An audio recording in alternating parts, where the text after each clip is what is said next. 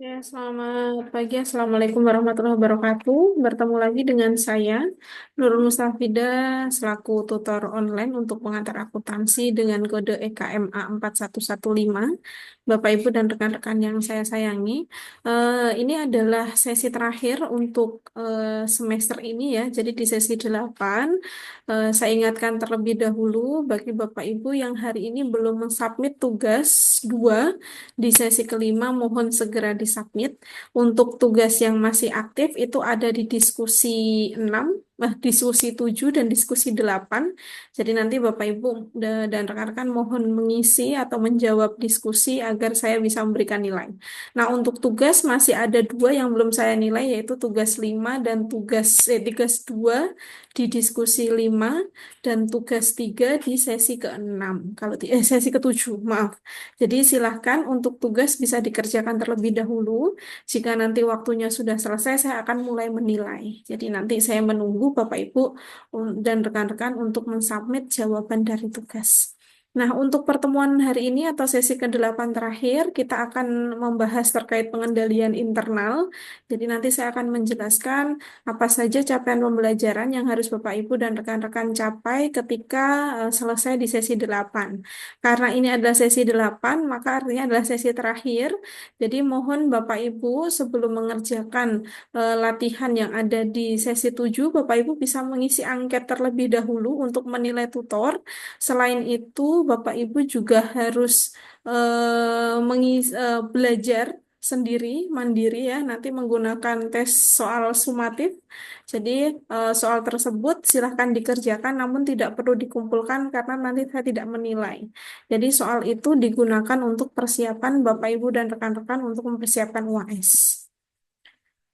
Baik, namun ketika mengerjakan tes sumatif dan Bapak Ibu ada kesulitan, bisa silahkan ditanyakan di kolom chat yang ada di e-learning.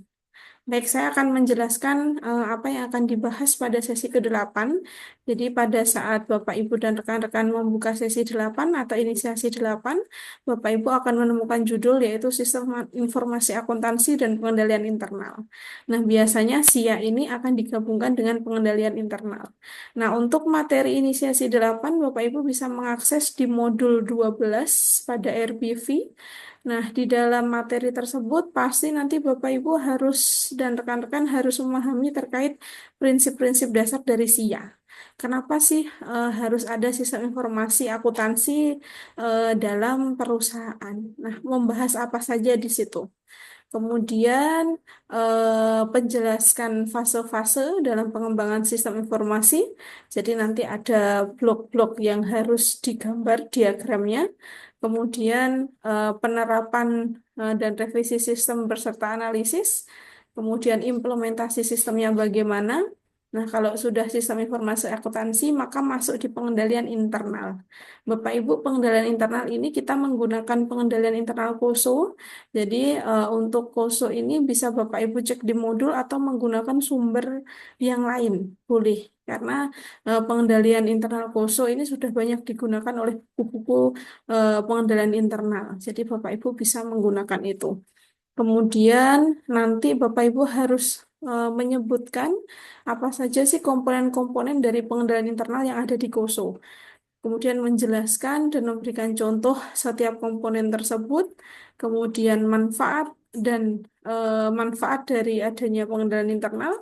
Jadi contohnya yang paling mudah pengendalian internal itu kalau kita bicara akun kas, maka pengendalian internalnya adalah ketika ada kas masuk atau kas keluar harus ada otorisasi. SOP itu juga masuk ke pengendalian internal. Kemudian di CPL ke-8, Bapak Ibu dan rekan-rekan harus bisa menjelaskan faktor-faktor yang dipertimbangkan ketika merancang pengendalian internal, kemudian batasan-batasan atas pengendalian internal, kemudian nanti terakhir Bapak Ibu harus bisa menjelaskan keterbatasan sistem komputer dengan cara mengatasi adanya keterbatasan tersebut. Jadi, pengendalian internal itu bisa beragam. Salah satunya kalau menggunakan sistem komputer, maka apa sih keterbatasan ketika perusahaan menggunakan sistem komputer? Oh, berarti agar data itu tidak bisa diakses semua orang, jadi data keuangan tidak bisa diakses semua orang, dan hanya yang bisa mengakses adalah accounting dan manajer, maka data tersebut harus dikunci. Nah, mengunci data itu sudah pengendalian internal.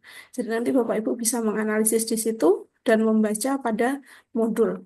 Nah, kemudian di sesi 8 ini nanti ada diskusi sesi 8, kemudian ada latihan sesi 8. Nah, untuk soal sumatif, jika Bapak Ibu bingung, monggo bisa bertanya di chat, kemudian saya akan menjelaskan pertanyaan yang masih membingungkan. Kalau bisa nanti saya jelaskan dan saya berikan jawabannya atas penjelasan tersebut. Begitu Bapak Ibu dan rekan-rekan, terima kasih sudah mengikuti materi hingga sesi 8. Semoga selanjutnya untuk ujian bisa mendapatkan nilai yang maksimal agar nilai pengantar akuntansi Bapak Ibu dan rekan-rekan bisa mendapat nilai juga yang maksimal. Gitu ya.